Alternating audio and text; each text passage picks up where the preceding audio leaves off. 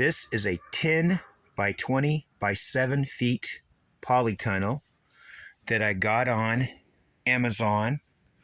It was made by Awesome, Ausome, and it has held up now for 1 year and 1 month with no damage. Now, let me tell you what the update needs to be said. Okay, I took the cover off when the summer came. We had temperatures exceeding 100 Fahrenheit and daily for weeks, no rain, and on top of that, my well motor finally wore out, so I was unable to water things, and I had to fix that. But during a drought, so even then there wasn't enough water to do much. But anyway, so I had these all in tomatoes, and as you see these strings on the roof, the warning is do not use the roof line when you take the cover off. Do not use the roof line to hold tomatoes up, because little did I know it was thousands of pounds on the frame, all holding down on each pole. I mean, every single one of these big containers that now have lettuce and things like that in there, which wouldn't survive here if it hadn't have been for me covering it with these old sheets and things that I use every year on things. But you can just cover it with one layer of sheet when it's in a polytunnel because the air is still, and it'll hold and trap the heat from the earth against the plants, and that's why they didn't die. Meanwhile, I didn't cover these, and as you can see, I had to replant them because those died. But meanwhile, these others did not because they were covered. So that's proof that a sheet will work. Anyhow, don't hang tomatoes from the rafters when you take the tarp off, or not the tarp, the cover, whatever it is, because the weight is so much that it made it weight down, and then I had a hard time getting the cover back on. It wouldn't go all the way to the bottom anymore. The cover no longer fit because of so much weight on here while I had the cover off. See, I started everything here like I do now. Then I planted some tomatoes, and they got a real good start, and they were way ahead of everybody else, and they were crawling all over the place and bearing, and then the rain quit, and we didn't get any more rain. My well broke and all that, and so when you put it all together, I had a disaster. And I took the cover off so that it would protect the cover from the sunlight, which would deteriorate the plastic, and there's no use in it because at 100 Fahrenheit, it would cook the plants. Needless to say, I've never had to ventilate it. I just leave that zipper open like that and lift the door up, lift the flap up on one side, and that's perfect enough all summer to do it until it got 100 Fahrenheit. So I took the tomatoes and I tied them all up, which made thousands of pounds on the roof. Now they're rotten, the strings, but these are all hay strings, and they're organic, so they're rotting, but it's been a year. So I just wanted to say that you don't want to hang tomatoes from your rafters. Do not hang tomatoes from your rafters because it stretches out the thing. It didn't look like it was stretched out. You couldn't tell anything was wrong, but when I put the cover back on this fall, I had a really hard time, like I said, getting it to go all the way to the ground. The answer was the only choice I had, because I tried everything. I even bent the frames the best I could, did whatever I could. It didn't work.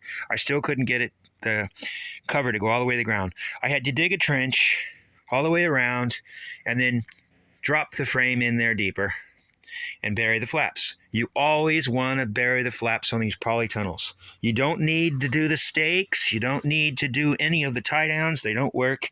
They're just junk. They rot away right away.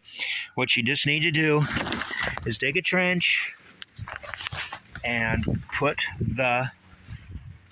dig a trench around it and drop the cover in the trench. See how it's all buried like that? Just a shallow trench and bury it in the dirt all the way around. That's what I did from the start, and it's withstood some serious winds and storms, and it won't blow away. And that is holding the whole thing in, and I've not had any problem with it for a year and a month. So the update is that even after 0 degrees in January, here, January 15th, 2023, I still have, now these are just recently planted spinaches. Those some fava beans or broad beans, horse beans. I don't know any more names for them. But anyway, Vicia fabia, whatever. Lettuces survive 0 degrees as long as they're covered with a sheet when it gets down below like 25. I always keep them covered. I had them covered last night because last night was 23 Fahrenheit. I'm still talking Fahrenheit because I'm in the United States, of course. You can tell by the way I talk. This is leeks, and they were fine covered underneath a sheet, but you can see everything's laid down. It'll all perk back up when the sun warms up, but today we're expecting rain, and it's very cool and dark.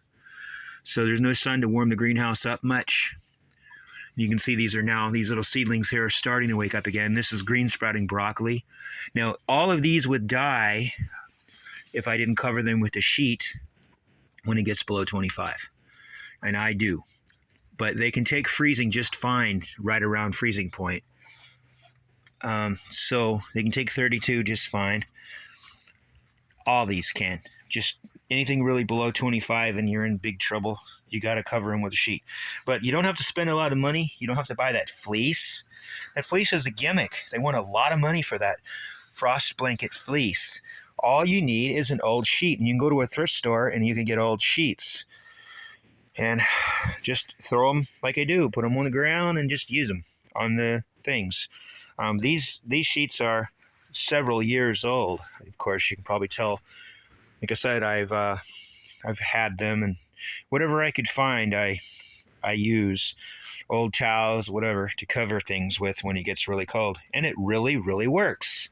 There's a testimonial to that. Look at all that lettuce, and this stuff is only a couple weeks old, and these seed flats haven't even sprouted yet. These are bootstrap.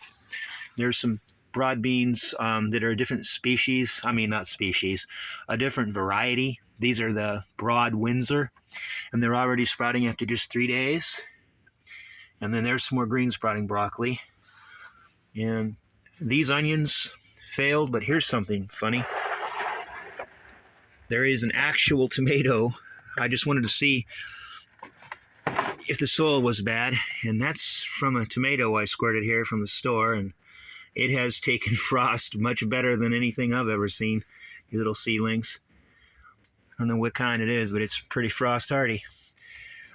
We'll see how long it survives like that. Now that's not going to be planted here because it's probably most likely a hybrid, and I don't want anything messing with my plant's genes. But like, there's nothing wrong with hybrids, but you can't save the seeds, and they'll mess up all the work that's been in stabilizing the heirlooms. That's just the update. Just wanted you to know this polytunnel was $200. It's a 20x10x7, and it's lasted over a year. Definitely got my money's worth out of this, but it's not my money. My girlfriend bought this for me.